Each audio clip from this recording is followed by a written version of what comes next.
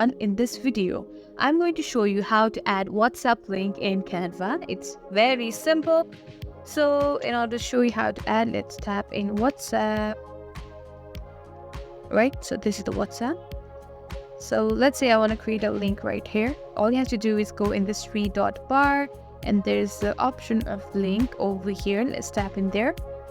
And you can either directly copy the actual WhatsApp link, but in order to show you, I'm just gonna tap WhatsApp. So in your case, you're gonna have to copy and paste the link right over here, and let's hit enter, and there you can see there's the link. So yeah, the link has been added. So this is how you add WhatsApp link in Canva. I hope this video was helpful. If so, don't forget to like, share and subscribe to our channel. Thank you for watching and we'll see you in the next video.